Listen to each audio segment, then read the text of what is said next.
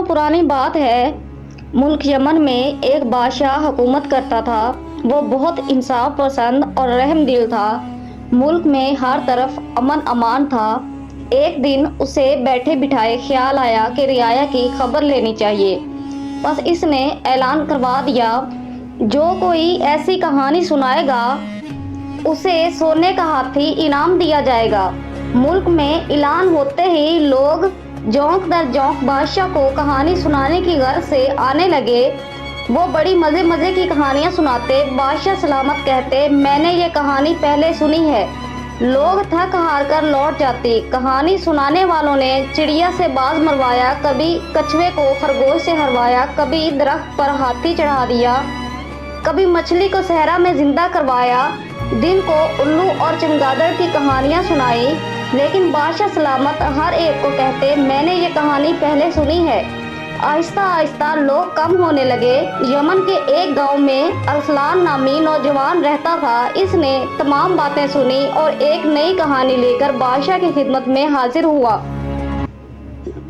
हाँ भाई नौजवान, आपको क्या कहानी याद आ गई? बादशाह ने पूछा।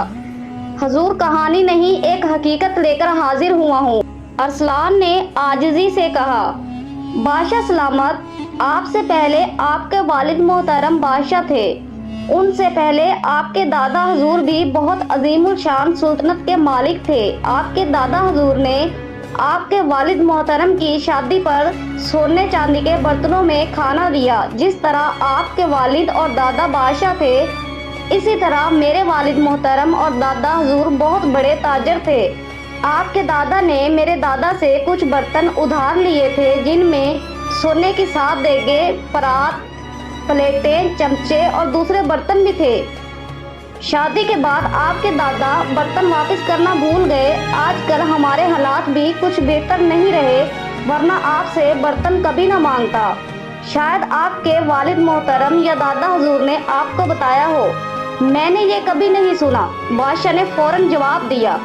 अच्छी बात है बादशाह सलामत, आप फिर सोने का हाथी मुझे दे दें। बादशाह अरसलान की अक्लमंदी पर बहुत खुश हुआ। अगर कहता कि बात सुनी हुई है तो उसे इतने सोने के बर्तन देना पड़ते। इसने जल्दी से कह दिया, ये बात मैंने नहीं सुनी। इसलिए वो जीत गया और बादशाह सलामत हार गए। बादशाह सलामत अरसलान की अक्लमंदी पर बहुत खुश हुए और उसे सोने से लदा हुआ एक हाथी तोहफे के तौर पर देकर महल से रुखसत किया।